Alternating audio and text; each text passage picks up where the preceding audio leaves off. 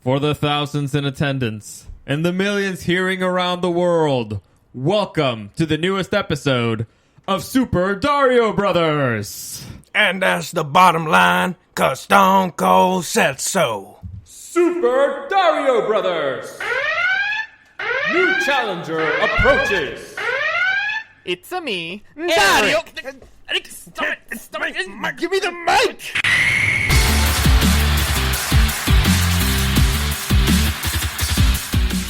All right. Welcome back, brother. Welcome back. If you smell... I can keep doing these all day. Please don't. Or you'll be on the list. All right. God damn it, brother. I got the best bit. You stupid idiot. Anyway, Believe that. Eric's back in the States. What made you come back to the States, by the way? Why aren't you in Mexico? I missed being a real American, you know? I am a real American. Get closer to the mic, by the way. All right, fine. Yeah. You sound professional. I was yelling a lot, so I was afraid it would start peaking. All right. Well, today we're going to be talking a little bit about wrestling. Wrestlemania. The pro wrestling business. 2020, Wrestlemania 2020. For those of you who don't know, my kid brother Eric here, he is a big wrestling fan. You got that right, brother. He not only watches WWE, he actually watches, what is it, AEW? Is that it? Yeah, I like AEW. I like the Japanese New league? Japan Pro Wrestling. All right, so the point is he's a big fan. Do you watch Lucha Libre? No, because it's not really readily available. So if it was, you would? Have you ever gone to a Lucha Libre? I've gone to a live Lucha Libre, and it is a lot of fun. All right, you've been to WWE events, you've been to AEW events, and you've been to Lucha Libre. I have actually rank them. I have not been to AEW events. No? Well, right now they're still in the startup phases, so they're mostly. Well, right now nobody's touring because the Rona. Rona's the biggest heel in the business right now. But right now they started mostly in the East Coast and that area, so they have not toured yet in the West. All right. So I've been to. Actually, the very first wrestling show I went to was in my high school. What? Yeah. Seriously? You don't remember? I think you might have been there. And I remember there being a wrestling event at our high school. I just did not know that was your first ever event. I was security of that show. Wasn't like La Parca there or something? Yeah. Yeah. It was a legit show. We were like in the middle of the freaking like a basketball court. Yeah. And they had a ring, and they had like a bunch of kids around, and we were supposed to like protect them, and we did a terrible job. Of course, because you got kids protecting kids. That makes no sense. Yeah, but I had a good time. A little kid got like super kicked or something. Of course, he has to. It was a fun time. Good times. So, what would you say, Lucha Libre versus WWE? Well, you can't just say WWE in general, because at this point it's... All right, Raw. Well, Raw is my second favorite WWE show. Whoops, unprofessional. So you're calling an audible on this one? What, me? Yeah. What do you mean? Well, we're using wrestling terms here. Sure. So you gotta call it in the ring? Yeah, call in the ring. All right, you're not editing. No. All right. Fuck it. All right, a botch is a botch. Yes. Welcome to Botchamania, boys. Live. We're doing it live. And you know what? If we don't, they'll never know. Fuck it. They'll never know. Yeah, we can talk shit about the fans. Yeah. We can turn heel on them. Exactly. Being a heel is always more fun anyway. Of course. I think I already turned heel with the Star Wars episode anyway. Yeah, it's fun. So, by the way, quick reminder, any comments, questions, or suggestions, you can find me at Dario the Show on Instagram or at SuperDario_World. Eric, do you want to say where they can find you? You can... It doesn't matter where they can find you. Yes! Yes! Yes! Ah, that feels so good. That feels so good to say. Well, I love it. That's the best one. You can just link them to my PayPal. It's cool. So these stupid fans. Quick reminder, this podcast is now separate from the Super Dario World podcast. It's its own thing. Super Dario Brothers. You can find it anywhere. on iTunes, on the iHeartRadio app, on Spotify. You can find it everywhere. But I will link it to the Super Dario. I'll put a link on Super Dario World, the Facebook page, and the YouTube channel. Does this mean I get royalties? No. Fair enough. You get is your name on the title? Is your name on the title? I don't know. Is your name Super? I don't know. Is your name Brothers? I don't watch the show. Listen here, you son of a bitch. I don't need you. I got another brother. I'll switch you out. I'll tag you out. Get the fuck out of there. You will not get the hits, and you know it, brother. You know what? But I would have to deal with your candy ass. I'm a draw, brother. And it's fun because I can actually say brother.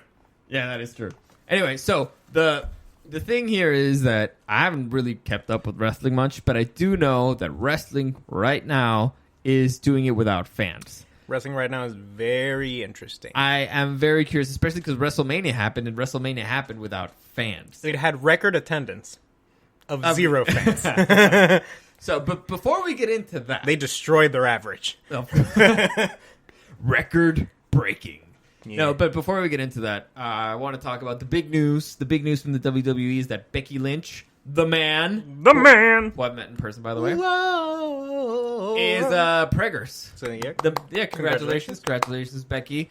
Nice job on Seth Rollins for being such a stiff worker. Taking out another competitor. Another Irish champion.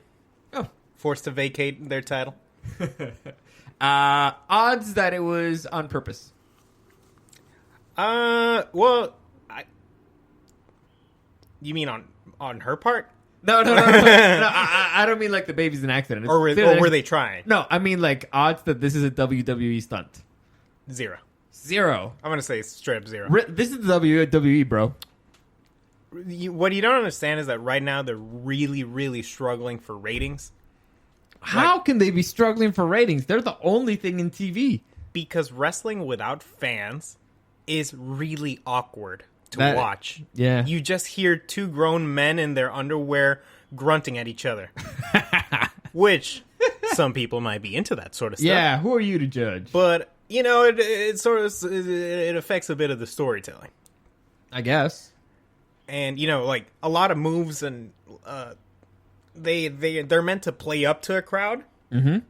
Like, the baby faces, they're supposed to, like, hit the big moves and, the impressive stuff so that they get cheered. Yeah. Yeah. And the heels, they, like, poke them in the eye and do all this stuff because they want to get heat. Boo! Yeah, they want to get the boos. But energy of the crowd. If you don't get either of those, then, you don't even know if you're doing your job correctly, right? Okay. Because you need that immediate feedback. Mm-hmm. You don't have that right now. So it's kind of really awkward to watch. And it makes it feel less important. Because it makes it feel like you're watching a show without fans. And it just makes it seem less cool. I get that. I mean... Like, WrestleMania itself, it was a great show. It had some really great matches. But it feels less important because it didn't have people there. Because you're not sharing the moment? Yeah, like, you don't want to have the video packages, in a couple of years, looking back at this WrestleMania and being like, no people. All right, so Becky Lynch, not a WWE stunt. Is that what you're saying? No, because right now they have literally the worst ratings they've ever had. Ouch. And right now, their other some of their other big wrestlers, they're also out because of the Rona situation. Who else is out? Like, for example, Roman Reigns. Oh, cancer. Well, he had leukemia, so compromised immune system and whatnot, and also he just had twins. Okay. So that's like a little extra on top of that, where it's like, well, I don't want to die. I just had babies. I don't want to die. I just had babies, and I don't want to, bring a possible infection to my newborn babies. Mm-hmm. So, I mean, Goldberg already told him that he doesn't plan on coming back because Goldberg's a little bitch. I'm still mad about that Saudi show. Y'all know the one. I don't know the one. Basically, you spoke about The Fiend, right?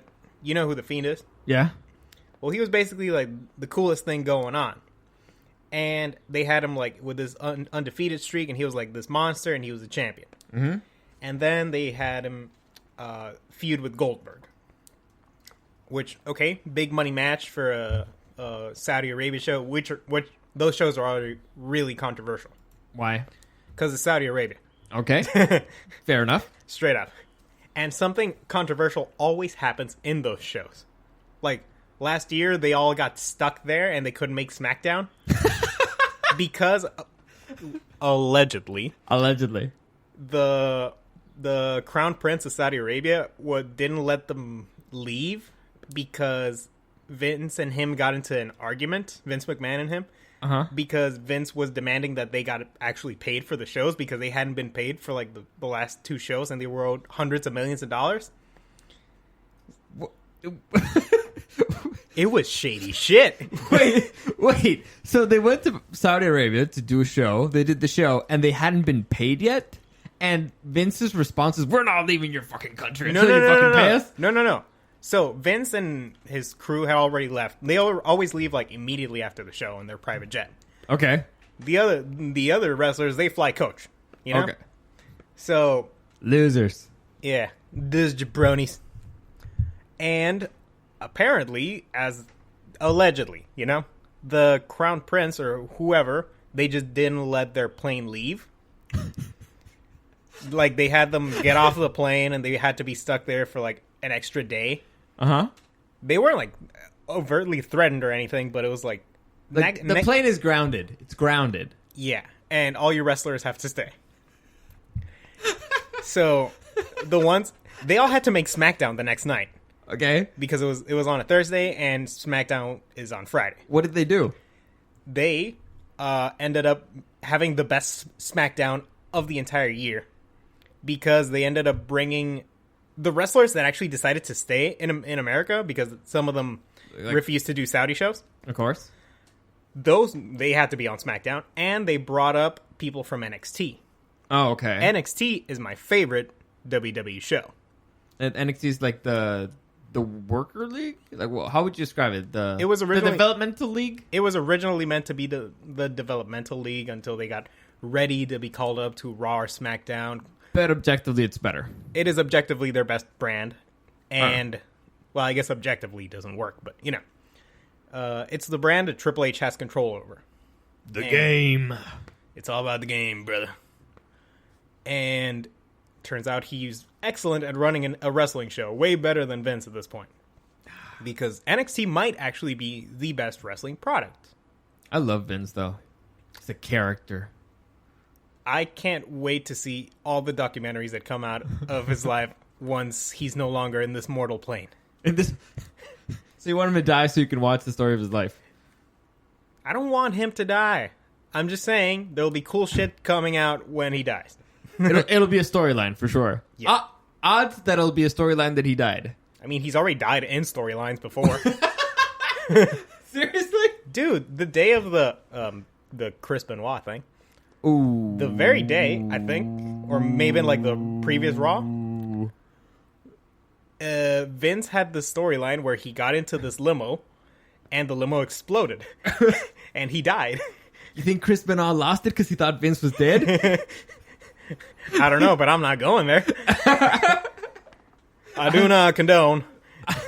I do not approve of such jokes. I am no way associated with that brand who just said that thing. I don't know if this is gonna get us good heat, brother. Who cares? Yeah. Funny. So WrestleMania, yeah. What about it? Oh wait! No, you were saying something about the Saudi shows. Oh yeah. So they ended up bringing up. Stop! Get your. I can hear that. Stop it. Fine. They ended up bringing up the people from NXT, and they had like this invasion thing, and they had probably their best match of the year with Adam Cole and Daniel Bryan. Just they were pushed against the wall, and it brought out the best in them, which that tends to happen every time WWE is pushed against the wall. With this coronavirus situation, it's been the same thing.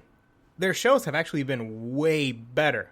Their pay-per-views have been way better. And they have actually had a few matches that they're calling like cinematic matches almost, like at WrestleMania. Wait, explain that.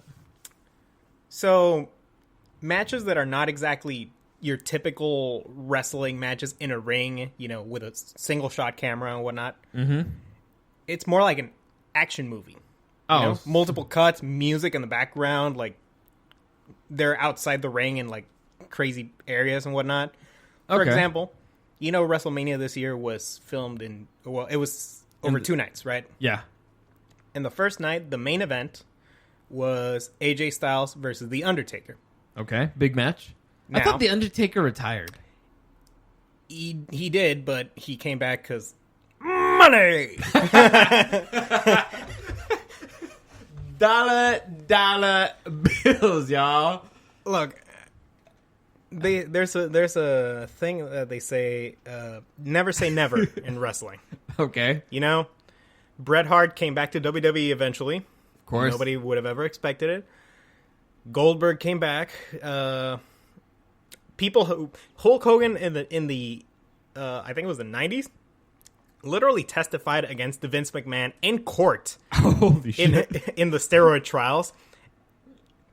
Hulk Hogan came back. Okay. Vince McMahon forgives and forgets, and wrestling is a weird carny business. For money! If there's money to be made, they'll do anything. What the hell are what was it? No. What'd you say? The steroid trials. What the hell is that? I don't actually know the details of it that much. It was just a thing in the late 80s and 90s where apparently some were alleging that Vince was forcing people to take steroids? Yeah, or facilitating it, like him being a sort of pseudo drug dealer in a way. And like he wouldn't overtly tell people like you have to be like, jacked, man. Or what's his phrase? Pal. You have to be jacked, pal. But he would only push those who were like human action figures. Mm-hmm. So it's like, I guess I have to take steroids if I want to get a push by this guy. Which is where the fun little Vince McMahon likes big sweaty men memes come from. Okay. And so you're saying cinematic matches. Cinematic matches. It was... Oh, yeah, and The Undertaker ended up coming back for a Saudi Arabia match against Goldberg. Okay. Goldberg has been involved in a lot of bad shit lately. It sounds like it. Oh, yeah, I didn't finish. Oh, yeah, you were saying that you were pissed off at Goldberg because he's a little bitch or something. Okay, first off, last year is when he had that match against The Undertaker at Saudi Arabia, which was supposed to be a big match and whatnot, but everything went to shit. Uh-huh. Because these are two over 50-year-old men. Yeah. Who, The Undertaker straight up can't move. Yeah, he's been doing that for quite a while. And Goldberg was not even a good wrestler in his prime. Okay. He always had to have short matches, straight to the point, and you just get out of there and just look strong. Spear. Yeah, he does not have... much in his repertoire. Yeah. The man kicked Bret Hart's career out of his head. Seriously? Yeah. Okay. In I think Starrcade 99, he punted him? He gave him like a big ass kick to the head and gave him a concussion that ended his career. Brutal. Terrible. Did you see the video of the guy who punched Bret Hart during the Hall of Fame? I did. Man, Bret Hart can't catch a break. I don't get it. His brother died in the ring. He got punted into a concussion, and some asshole runs into the ring just to punch him for no fucking reason. Did they ever explain it? That dude got the shit beat out of him. It's great. Watch the video. Because who is it? It's Ronda Rousey's boyfriend, right? Who's a UFC fighter who gets him. Ronda Rousey's boyfriend got in there. Also, I think Sin Cara got in there. And one of the Revival. Yeah. So you can see him straight up lift his head and just throw a little smack down on him. And then just keep walking. And the best part is the camera turns away from that as we don't want to record this. we don't want any video evidence of what happens to that dude under that pile. Yeah, but the wrestlers themselves, they loved it. Oh, of course. It's great. It was great TV. And it gave, it gets you respect if you do that sort of stuff. If you're the dude who runs on the ring? No, if you're the guy who beats up the guy who attacked Bret fucking Hart. Bret Hart who survived cancer. Yeah, the man's been through some shit. Yeah. But did they ever figure out why the guy did it? Crazy fan, wanted to get on TV, to get the news. I don't know. All right. Well, streaking will do that even better, but okay. Yeah. Continue. The funny thing is I don't even know his name. Nobody cared. Yeah. We just know Bret Hart got attacked at the Hall of Fame. And they beat the shit out of him. They beat the shit out of him. Yeah. There's a loser that got the beat shit out of him. Yeah. Like, if he had jumped, like, even, let's say, Triple H, or somebody who was actually physically capable of, like... Punching back, yeah. Yeah. Then it would be like, okay, at least, he had some balls. But Bret Hart at this point, he's a really beat up... Yeah. Again, cancer. Yeah, he's had a rough going. Yeah. A lot of neck problems. Anyway. The point is... If you had to punch a wrestler, who would you punch? Because... Right now. Anybody. You get to pick anybody. You walk on stage and bam. Pow. Right in the kisser. Like a real punch? A shoot? Yeah. And, I mean, what is my purpose here? Do I want to, like... Are you a little bitch? Do I want to get popular? Do I want to... Are you a little bitch? Do I want to survive? Are you a little... What's the purpose here? You're going to run off stage and you're going to punch somebody. I mean, go big or go home, I guess. Ooh, Big Show? Nah, fuck that. I thought this was... Okay, Cena? Becky Lynch. You would punch Becky Lynch? It would get a reaction. You would punch pregnant Becky Lynch? I mean, think of the hits. Dude, imagine the nuclear heat I get. First off, you wouldn't survive because she can kick your ass. Yeah, but she's going to be really, really confused. Second, everybody else there is going to kick your ass. I would be the top heel. Dude, Vince McMahon would push me. You'd have a job for sure if you survive. Hey, it's not the first time a wrestler got pushed for breaking Becky Lynch's nose. That is true. But, man, Becky Lynch, all right, I respect it. If it had to be a dude, I don't know. Like it's ballsy. I'm not going to say it's very manly. She calls herself the man, right? If you want to be the man, you got to take out the man. You got to beat up the mom. Yeah, I don't know if I I don't know if I'd come out alive though. That'd be a rough going, dude. I'd go on stage to kick your ass, man. Be like, who the fuck? Why are you beating up a pregnant chick, man? Actually, the best thing that could happen to you is that if I jumped on stage to kick your ass, that would be the best thing. Because then they'll be like, oh, you know how it happens? Like, I'm going to kick your ass, and somebody else gets into it, and they try to get him off, like, oh, I'm going to kill him. And then they'd be like trying to stop it instead of actually attacking you. So they'd be splitting up the fight. Exactly. And then we could have a match. On stage? Yeah, you'd be a baby face, I'd be like the heel. After I win, I get a kiss from Becky Lynch, and then I give her a fucking stutter, boom, and then we run the fuck out of there. That's when you reveal that we were actually in cahoots. In cahoots, yeah. And then what happens? Well, Vince walks out. Come on, pal. Yeah, we get a contract. We become a big tag team. It's cool. You know what? Actually, I like this idea. Let's go find pregnant Becky Lynch. Let's go beat up pregnant. I don't like this. I love this. This is great. Let's go back to shitting on Goldberg. Okay. Continue. Why is Goldberg a piece of shit? Okay, dude who wants to beat up a pregnant lady. Please explain to me how Goldberg is a piece of shit. Look, let me tell you how his poor wrestling skills are a reflection of his poor moral character. Okay. No, last year he had a Saudi Arabia match with Undertaker. Uh-huh. And it was a bad match. It was kind of doomed from the start. Well, actually, no. The first couple of minutes were actually pretty decent. Okay. Like, they were, Goldberg hits a spear on the Undertaker, and the Undertaker, like, sits up, and, Undertaker hits a choke slam, but then, Goldberg, like, gets up immediately. He's like, "Rrr." It's like, okay, I can kind of see this. They're hitting their big moves. They're, just... I'm picking up what you're putting down. Like, if it goes short 5 minutes, they can just hit their big moves, get out of there, everybody's happy. Mm-hmm. Basically, every Hulk Hogan match ever. Okay. But Goldberg got a concussion. In the match? Yeah, he like, threw a spear, but he ended up hitting his head on the turnbuckle. Ooh. And he forgot everything. So, ouch. Yeah, they had like a couple of spots planned and they couldn't execute them, and he got the Undertaker up for the jackhammer and basically dropped him on his fucking head. Oh. It looked terrible. Undertaker couldn't even like put him in a tombstone because getting him in that position actually involves the other person helping him out. Yeah. Like a lot of wrestling moves actually involve the person taking it doing most of the work. And Goldberg's like what, 250 pounds? Yeah, and at that point he was a sack of potatoes because he was concussed, so he couldn't do shit. So it was like, fuck it, I'll finish you with a choke slam, which was the shittiest choke slam you ever seen. Yeah, because for the choke slam, the person taking it needs to jump. Yeah, Goldberg did not do that because he was concussed and like a sack of potatoes. So Undertaker pins him. He wins. The crowd's fine with it, I guess. They pop, I guess. They're like, hey, is that okay? Give me my money back. And yeah, that was a terrible, terrible match.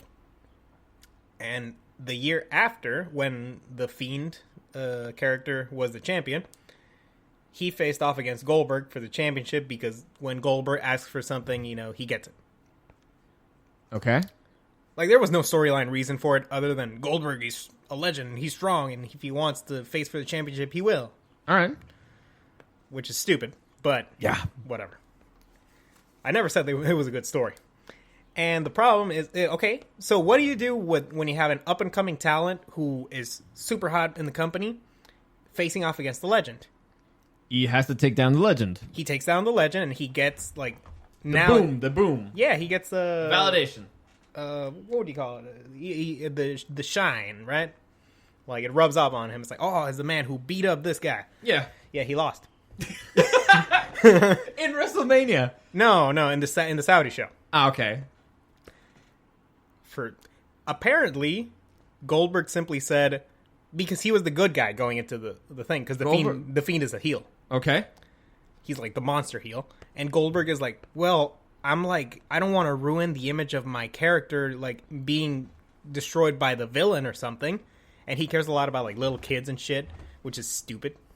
Little kids are stupid? No, Goldberg is stupid for caring about the little shits. All right, okay. I care about my wrestling. And he ended up convincing Vince, I guess, to beat the Fiend. First guy to pin the Fiend. This 50-year-old man who can't wrestle. And so... He lost it. He got the title. So it was going to be him against Roman Reigns at WrestleMania. Uh-huh. Then coronavirus happened, and Roman Reigns was taken off WrestleMania. Mm-hmm. So they switched it up for Braun Strowman for reasons, because they never explained it. Uh-huh. They literally just removed Roman Reigns from television and switched it for Braun Strowman. No explanation, no nothing? No. Okay. And Braun Strowman beat him in a shitty 5-minute match. Or 3-minute match at WrestleMania. Mm-hmm. Braun Strowman is your new Universal Champion, and Goldberg is out of the company because he was only going to wrestle that one match. And so was that the worst match of WrestleMania? No, not the worst. What was the worst? I mean, there's been some real shit at WrestleMania. But I mean, in this year's WrestleMania, that's what we're talking about. Oh, in this year. It might not even be the worst in this year's, because at least it was painlessly short. True. Wait, wait. This year, I remember the big thing this year is that Gronk was there. Yeah, Gronk was there. How's Gronk? How's Gronk? These nuts! A little cringy. Really? Yeah. Because he's not playing to anybody who's just yelling out of an empty room? Kind of, and also, I don't know, I think they try to make him too WWE. You know, like... You should have just been Gronk, but Gronk is WWE. He's cartoony. He's like a big kid. Yeah, but that doesn't make for good programming necessarily. All right. Like, he was just a little cringy. Okay. It was... Explain. I think he was just too overproduced, you know? Well, the dude's not an actor. Yeah, but WWE is or all a about wrestler. Acting. I know. So it's like, they probably had him scripted, and they had him with this whole 24/7 title thing. I think he's still a 24/7 champion, actually. He is, yeah. Yeah. Officially. How do you feel about that? Possibility of Tom Brady tossing a touchdown to Gronk and then somebody pinning him in the end zone. I mean, I'd like that. That'd be great. That'd be the greatest. I have to watch every single Tampa Bay game now just because of that, because of the possibility of that happening. Dude, Tampa Bay is going to get such a boost to their viewership. Dude, I'm a fan now. Like I want to see those games. This season, I'm a Colts fan and I'm a Buccaneers fan. I already said it before. In something that you didn't listen, apparently. No, I didn't. No, it's just regular old kitchen table conversation, you son of a bitch. Yeah. Anyway, so what was the best match of WrestleMania? Ooh, best match. Okay, here's the thing. WrestleMania was over 2 nights. Mm-hmm. Each one of the nights had a cinematic match. Okay. The first night, the main event was Undertaker versus AJ Styles in what they called a boneyard match, which was because they're both old. No, AJ Styles because they fought in a boneyard. It's like a cemetery, but they call it a boneyard because WWE. Yeah, it sounds cool. Plus, it's the Undertaker. Yeah, I don't know. The point is that match fucking ruled. Why? Because it's AJ Styles, the best wrestler out there? There's a good argument to be made for that. Or the best worker? There's a good argument to be made for that. All right. But it was a cinematic match, so there was a lot of editing. Imagine it's just like you're watching a fight scene in a movie. Okay. Only it's the Undertaker dressed up as like a biker. He shows up to Metallica music and shit in his motorcycle. And AJ Styles is, there. He's ready to fight like a good Southern boy. And it's just, them throwing hot potatoes all around. I'm going to beat you up with my Bible, son. It's literally, the Undertaker's like, I'm going to beat your ass, boy. And AJ's like, oh, God. And he's like, psh, psh. They do a bunch of crazy shit. At some point, some minions come out, like it's the Power Rangers. And the Undertaker starts beating the shit out of him. But then eventually the numbers get to him, and AJ's like, you're an old man, Undertaker. You're an old man. How the fuck is this not getting better ratings? Well, because this was not on television. Why don't they just do that for TV? Well, you want to produce a mini movie every week? Yeah, I mean, they did it for other stuff. You can do it for this. Look, I would tune in every week. Yeah, I mean, instead of making so many matches, just make a few of them like that. Yeah, that sounds awesome. But you have 3 hours of programming to fill. Make them really long, or make them take like Dragon Ball Z pauses. Like, I'm looking at you, you're looking at me. I'm looking at you. They just start shooting promos and stuff. Then a tumbleweed. Looking at you, looking at me.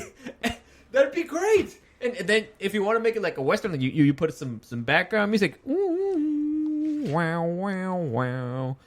Dude, why the fuck am I not working there? Dude, this is great, high-quality television. You do not want to work for Vince McMahon. I do not, no. That's why I'm not working there. Yeah. Actually, I would. I totally would.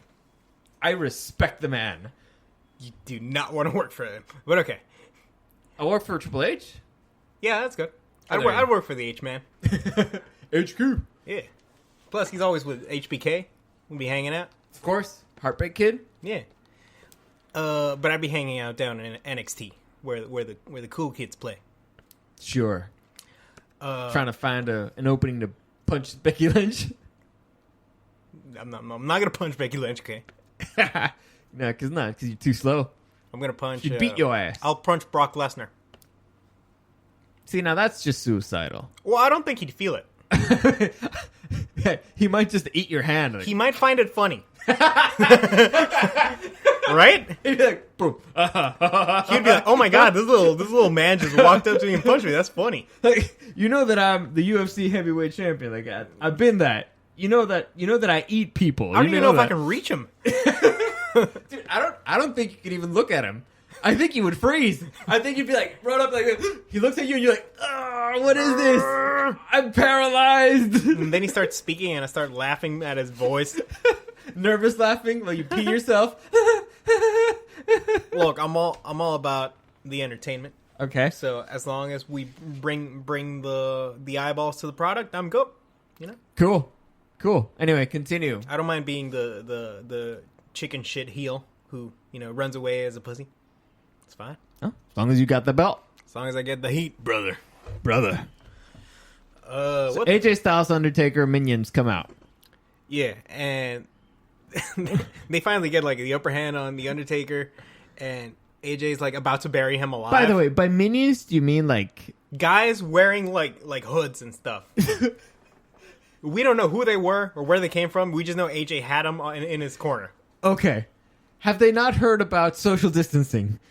Well, they may have had masks under there. We don't know. Oh, there you go. We don't know. We don't know. All right, fine. That's fair. Wrestling is very much against social distancing. Yeah, I think. And anyways, AJ's about to bury Undertaker alive, but he gets like in this tractor and he's like about to jump like dirt, and all of a sudden from behind him like a light appears and Undertaker's like standing there being all pissed. And that's when he makes his comeback and he starts, oh shit! Yeah. And that's when he's like starts beating the shit out of AJ and his minions, and he beats up his crew, and he makes fire appear for some reason. Oh, it's the Undertaker, he can do it. He chokeslams AJ off a building. And eventually he's like just he's just kicking AJ around. He's like, "Come on, boy. I thought you wanted to fight." It's like, "I'm sorry. Why don't they do this every fucking week? Dude, that sounds epic. Dude, if this was the last Undertaker match we ever see, I'm okay with it. This brought back the mystique and the legend. The legend of the Undertaker. It brought him back. The dead man. And after a couple of years of really, really shitty live matches, this is a good one to end it on. This is what he needs. Yeah. Let him ride off into the sunset. He's paid his dues. He's lost at WrestleMania, whatnot. He's done his thing. And in the second night, they had... It wasn't so much of a match. It was called the Firefly Funhouse match. The Firefly Funhouse match. Yes. And it was The Fiend Bray Wyatt against John Cena. Okay. Now, the context behind this story is John Cena beat up Bray Wyatt at WrestleMania 30, I want to say. Like 6 years ago. Okay. Which you could argue really derailed Bray Wyatt's career at that point because it turned him into like... Bitch? Not a bitch, but if you're a heel and you talk a lot of shit... You get beat up. And you lose in your first big program, you lose all your heat. It's like Kylo Ren. He got Kylo Ren. Yeah. Yeah. And, you know, at that point, you just can't take him seriously. And, I mean, the guy's so good, he ended up, still being really popular. But you could say it really derailed him from becoming the next Undertaker, the next, spooky guy who was taken seriously. The unstoppable force. Yeah. Like, that's who he could have been. So eventually, at one point, he took a break and he came back as this new character who was like a Mr. Rogers character. Yeah, it's straight up. Like, first off, he lost a lot of weight. He trimmed down his beard. He used to be like this cult leader. Dude, I love the WWE. No, this was 100% Bray. Okay, all right. 100%. So he used to be like a gigantic fat cult leader. He was like a fat, but like strong fat. Cult leader, like a southern kind of thing. And I'm from Louisiana, boy. Yeah, he would be on a rocking chair, and he'd cut really cool promos. But he would always lose his feuds, so what's the hard point? to take him. It's hard to take him seriously. You're a clown. So he went away, and he came back as this Mr. Rogers type character. He's clean cut. He's wearing like a fucking like red sweater, and he's got fairly thin, but really buff. Still really buff. It's like he lost his belly, but he kept his upper body. I gotta see this. What's the name of the dude? Bray Wyatt. Bray Wyatt. All right. Yeah, look him up. All right. Continue. Yeah, like. Oh my god. Yeah. What the hell? That's how he looks now. Okay, and he used to be that guy. No, that's who he is now. Okay, he used to be that guy. He used to be that guy. All right, so like a tatted up, kind of like big biker dude with a big beard. Yeah, and his gimmick was he was like a cult leader. He would like convince people to follow him and stuff. All right, continue. Then he came back all of a sudden as this Mr. Rogers character who has this show called the Firefly Funhouse. And it's straight up like Blue's Clues or something. Like every episode he would like just cut these promos, and he would be talking to like creepy little Hello, puppets neighbor. and stuff. Hello, neighbor. Well, it was him by himself with a bunch of puppets. Okay. And all of these kind of like reflect his past in a way. Okay. And it's like it has a creepy undertone, which is cool because like it would be like, hey, that reminds me, the word of the day is sociopath. and then you would hear like a little cheer, like yay, like in a kids show, like somebody who was too happy, and you're like, that person is crazy. Yeah. Okay. And his gimmick would be, okay, so when he returns to the ring, what is he going to do? Is he going to fight as Mr. Rogers? No. He ends up, little by little, he starts revealing this character called The Fiend, who is like pretty much like a monster version of his psyche or whatnot. Mm-hmm. And that's the character he wrestles as. Like, he cuts his promos as Mr. Rogers, and when he comes out to the ring, he's The Fiend. So it's like a dual personality thing. Yeah. And The Fiend's gimmick, you could say, was righting the wrongs of Bray's past. Anybody who ever wronged him in the past, he has gone after. Okay. So I'm guessing he's got John Cena right in his sights? Well, for example, he started him and his faction, the Wyatt family. They feuded against against the Shield. Mm-hmm. And when he came back, he started feuding with Seth Rollins, who was in the Shield. Okay. Who else? He feuded against Daniel Bryan. Daniel Bryan was also part of the Wyatt family, but he betrayed him. Bastard. Yeah, so that was kind of his thing. You know, he's like going down the list. Which is genius storytelling, by the way. Because Bray Wyatt's a fucking genius. And an amazing actor. Like, I would love to see him in movies. Like, dude, just in a picture here, you can tell that. Yeah. All of that, he did it himself. He had Tom Savini, the guy who made the... Did he work on... I think he worked on The Thing. Yeah. Okay. He's like a legendary horror special effects guy. Uh-huh. He had Tom Savini make his mask and stuff. And the guy's just a genius. Yeah, no, this is super cool. The Mr. Rogers character is insane. Yeah, which is why it was retarded when they had him lose to Goldberg for no reason. Oof. And for no payoff. And Goldberg just left. That's bullshit. That's bullshit. And, okay, so continue. But anyways, honestly, they just wanted to get the title off him at that moment. Fine, whatever. That's when John Cena comes in. And John Cena is like, in SmackDown, he's like, hey guys, this year I decided to step down and I'm not going to have a match at WrestleMania because I want the young guys like to be able to have a spotlight. So obviously this set up a match. Obviously, it's like, hey guys, I don't want a match this time. And somebody comes out with a chair and beats him up. It's like, we're having a match now. Of course, you have to. Well, in this case, it was The Fiend who came out and he challenged John Cena to a match at Mania. Rematch. John Cena being pretty much the pinnacle of, you know, the Bray Wyatt revenge story. Mm-hmm.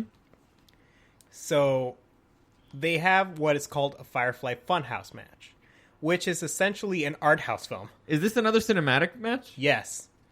But it's not like the Boneyard match. The Boneyard match was an action movie for like, I think it's like 30 minutes. Mm-hmm. And it's an action scene and it's got like the editing that you would expect. And it's more of a match. It's a physical altercation. This is more of like a horror movie?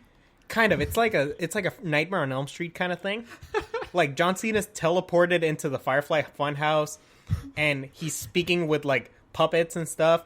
And it's Bray Wyatt tells him, John Cena, you're going to have a match against yourself. And no, you get to see John Cena go back to like his previous characters that he's like previous gimmicks he's had. No, we go back to John Cena's debut. When he's a rapper? No, even before that, when he first came up against Kurt Angle, when Kurt Angle was shooting that promo, and he's like, "Who's gonna face me?" And then John Cena comes out, and he's like, "What do you have to offer?" He's like, "Ruthless aggression," which was a shitty fucking phrase. And John Cena almost got fired for not getting like popular in his first run. Mm-hmm. So you had Bray Wyatt cutting Kurt Angle's promo, pretending to be Kurt Angle in like a ring in a set, and then John Cena comes in dressed up as he was back in 2002 or 2003, maybe, and he just comes up to the ring and he's like, "Ruthless aggression," and he's kind of like stuck in this loop, like What else? Why don't they do this every week? This was... Look... Why? That'd be fucking great! I can see the argument... Oh, and then he comes back as the rapper gimmick. Of course, yeah.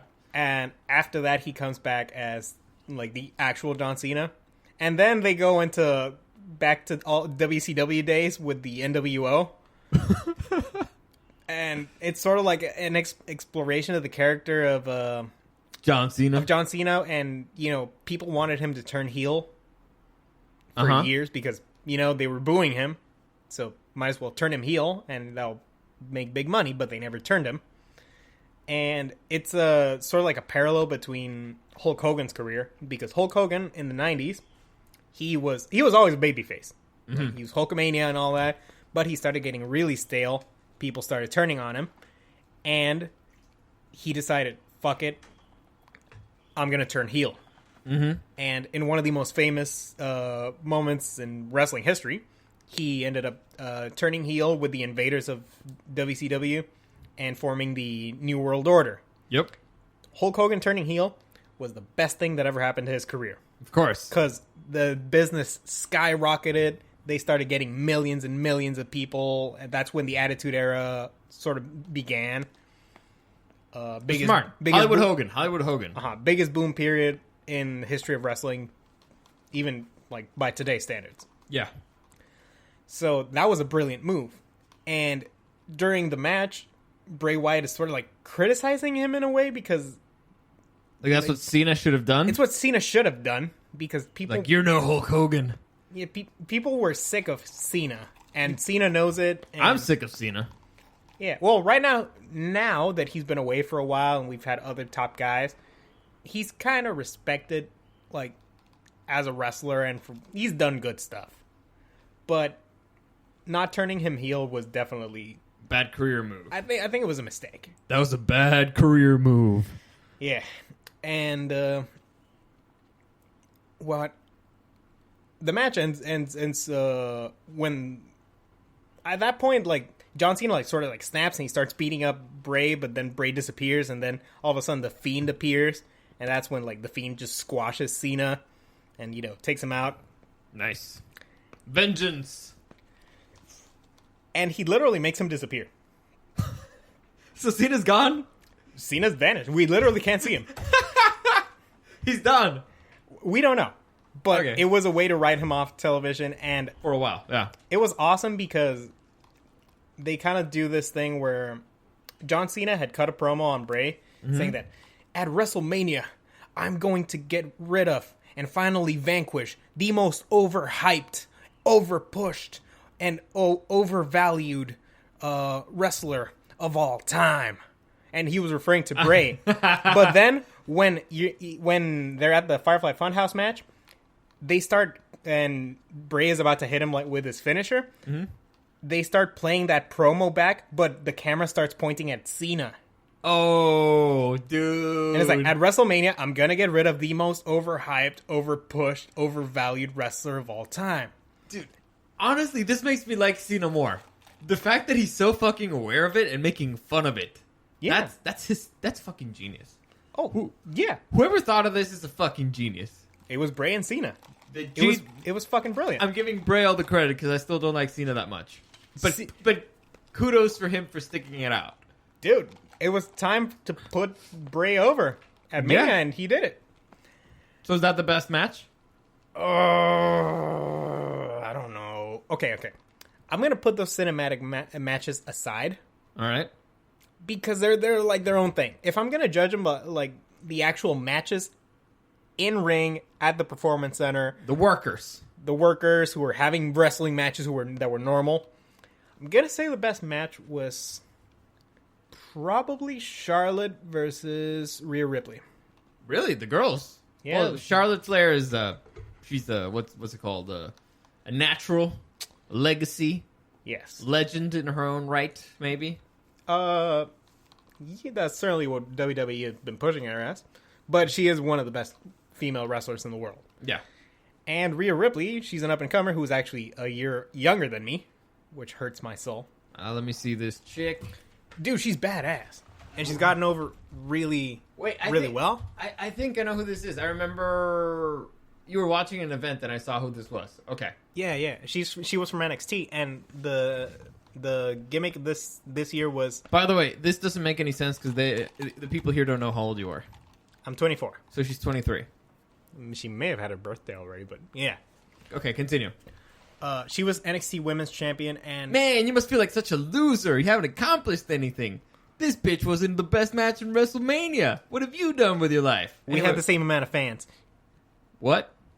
At live attendance, I mean. I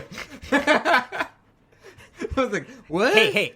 Is that a burn for me? A burn for her? I'm not sure. Should I be offended? Should I be mad? What the hell's happening? hey, I've never lost at WrestleMania, and she has. Oh, so she lost? Spoiler alert. Yeah, she loses. That's brutal. Yeah, she lost.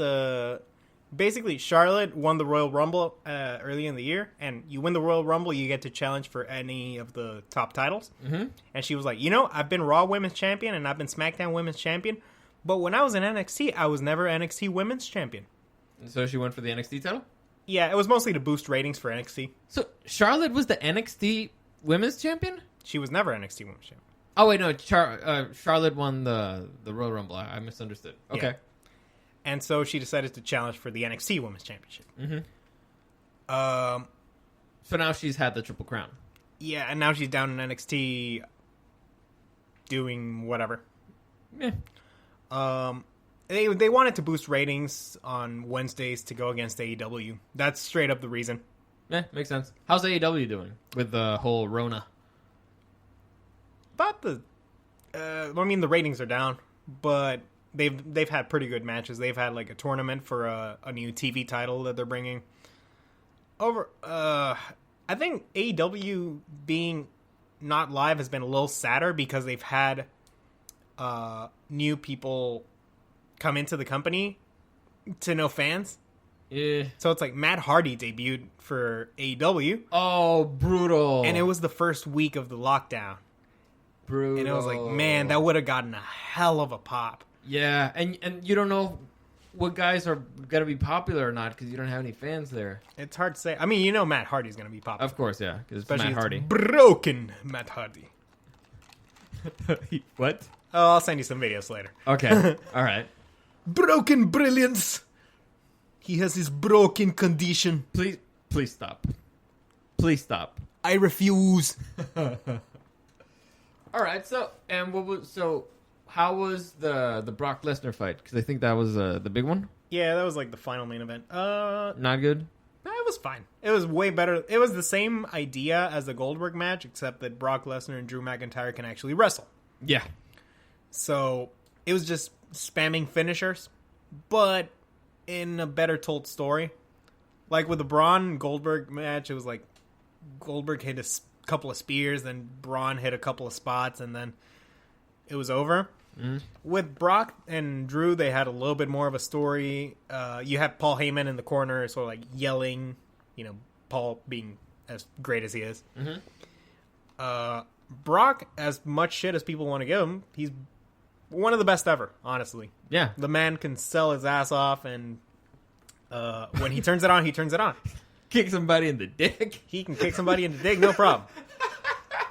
So the story in that one was like Drew had always kind of been getting the upper hand in the build-up. Like he hit him with his finisher, the Claymore kick, which is like this devastating move. And Brock Lesnar is the first guy to kick out of it in WrestleMania. Okay. So it's like, oh, wow, he kicked out of the Claymore. But we saw that it was a weak kick out, Like, maybe, how many of those kickouts does he have left? But then Brock Lesnar starts hitting him with, like, the suplexes. And it's like, oh, man, he's setting up. Then he hits him with the F5. Goddamn. It's like, wow, the finisher, the F5. Drew kicks out at 1. No. It's like, yeah. Brock is like, what the fuck? Who the hell is this guy? So he picks him up, hits him with another F5. Drew kicks out at 2. Now, what does this mean? Got to do another F5. He's going to do another F5. And what is... Actually, Paul Heyman in the corner, he's like saying, you can do this all day. Just keep hitting him with him. Just keep hitting him. He's done. And so, I mean, first F5, he kicks out at 1. Second F5, he kicks out at 2. I mean... Mathematically speaking. So he hits another F5. You're thinking, man, okay, Drew's going to lose, and then they're going to have him fight at SummerSlam when you finally have fans or something. But Drew kicks out at 2. And it's like, holy shit. So he's about to bring him up for a 4th one. But that's when, like, he counters and he hits him with a Claymore. And 1, 2, 3. All right, so Drew beats... Drew McIntyre beats Brock Lesnar and becomes the WWE champ. Nice. So overall, what would you say the event was? I'd give it B+. B+. All right. If you got to pick regular WrestleMania with no cinematic matches, or this style WrestleMania with cinematic matches. Okay, here's the difference.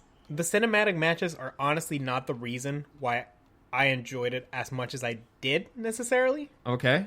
They certainly brought the whole thing up, and it made it more. I want to watch that. Honestly, it made it more newsworthy. But it was the fact that it was split between 2 nights. Really? Yes, because WrestleMania over the last few years, like 8 hours, right? 7 to 8 hours if you count like the pre-show, and it's too much wrestling. Do you think so? The fact that they split it between 2 3.5 hour shows, that was wonderful. Do you think also Randy Orton versus Edge was way too fucking long? Really? Yeah. Do you think wrestling will survive the Rona? Yeah, it will. It will be the same thing as the any other industry. It's the small guys who you should be worried about. That's what I'm asking, like AEW and all that stuff. AEW is going to be fine. They have a 3-year contract with TNT regardless. Okay. Like, they have that TV money. And they have actual billionaires behind them. Ring of Honor, they're going to be fine. They have Sinclair behind them. Okay.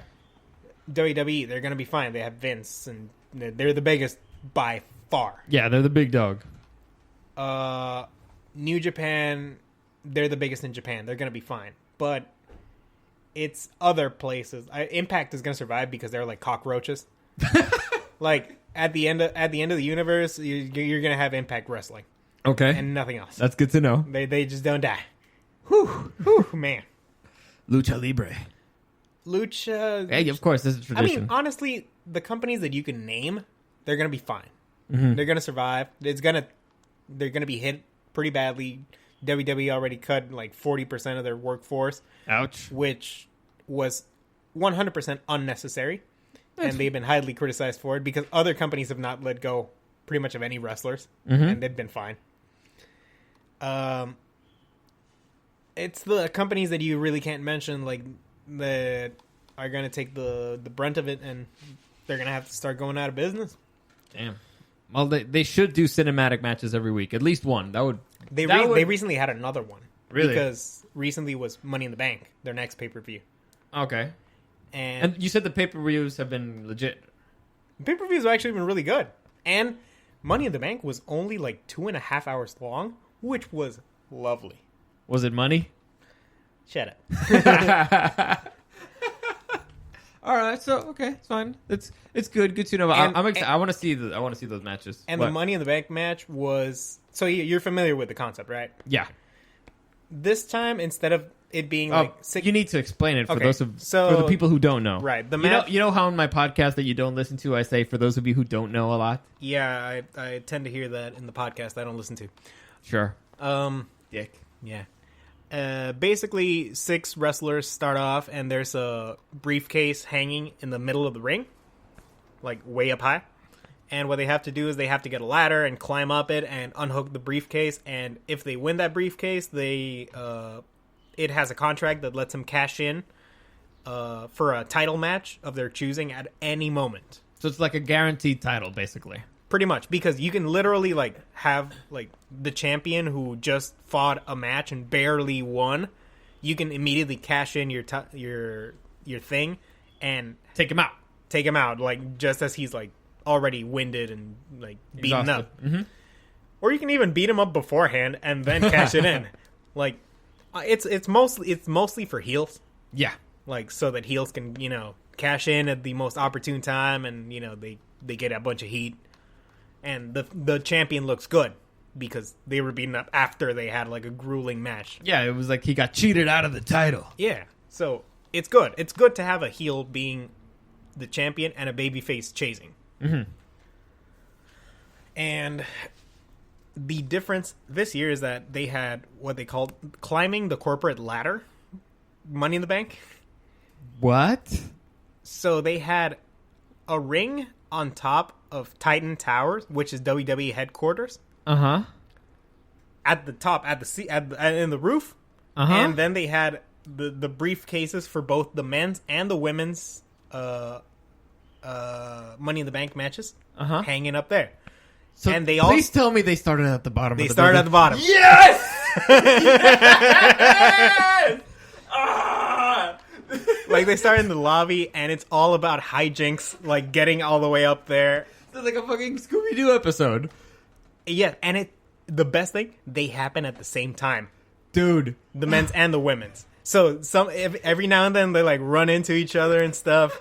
This is fucking genius. This is fucking genius. And I'm gonna say, okay, maybe to some people it's a little too wacky, and they're like, "Oh, they're not respecting the business." It's WWE. Honestly, and the finishes were a little bit wacky. So I didn't care. I had a lot of fun with it, and it's a weird time anyway. Yeah. So fuck it.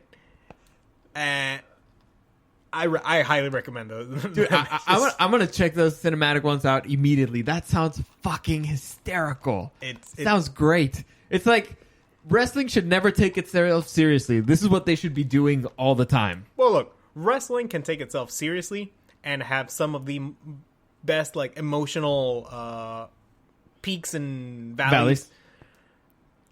But it should never forget what it is, which is entertainment. Yeah. Okay? Like, in wrestling, I've seen, like, some of the best title reigns better than real life. Mm-hmm. Like, there have been title reigns of legitimate sports that I would consider, you know what? I like this New Japan title reign way better. Okay. It was more emotionally impactful. It was a better story. I get that it's not... I get that it was not real. But they're so good that it made it... Wrestling's not fake! It's still real to me, damn it. Yeah.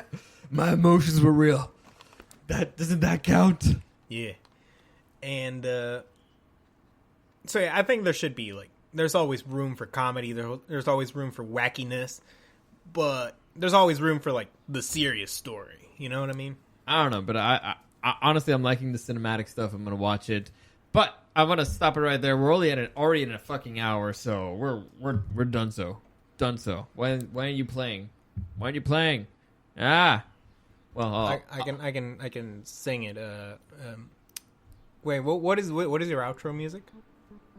This is the outro. I don't have headphones on. Oh, well, I'll just turn it off because it really doesn't matter. Yeah, I'll just edit it in at the end. Yeah. Oh shit, we are editing it. Damn it. Damn. Doesn't matter. Are you gonna cut out the part where I call your fans a bunch of jabronis? No, I'm gonna keep that in. That's fine. It's funny, right? But before I forget, little tease. You gotta give him a tease for next time. Yesterday, Eric was telling me that, you know what, we should do a list of like the top 10 animes of all time, because we talk a lot about anime and stuff like that. You just need a list. and I told him, you know what, go ahead, make your list. And he was like, I already know it. I already know my top 10. I already know my top 10. As he was doing it, it turns out that it's a lot harder than you thought, right? No, I already have it. Seriously? Yeah. Wait, no, but you had to break it up into two lists. Well, because he had to break... Okay. First he had like the best anime shows of all time, and then he had to separate it into the best, movies? I didn't have to, but, this guy's he's always complaining, like, oh, you're never thinking about stuff for the show, yada, yada. I'm like, okay. When have I ever complained about that? We can, all the time. That's all you ever... I've never complained. I'm a shoot... I'm a shoot from the hip guy. It's all you've ever spoken to me about. Everybody complains that I'm too unprofessional about this. So imagine my surprise when he's giving me shit about it. And then, I was like, okay, like, we can even have this be, like, 2 episodes, you know? We can, like, split it up and, have them be shorter, because people always bitch that these go super long. I don't get why. You can just, leave and come back later. Yeah, it's really weird. I don't get that either. You can just pause it. It's the beauty of this whole format. But anyway, we're finishing up right now. Eric is going to have a list of the best 10 shows or movies. Well, we can go with shows first, and then later. All right, he's gonna make the top 10 best. I already have it. Well, we'll talk about it next time. As always, any comments, questions, or suggestions, you can find me at Dario the Show on Instagram or at SuperDario_World. You can find Eric somewhere. I don't know where. If you want to reach me, send Dario a message saying, Eric, I want to reach you. Please don't do that. Anyway, as always, thank you for listening, and we'll see you again next time.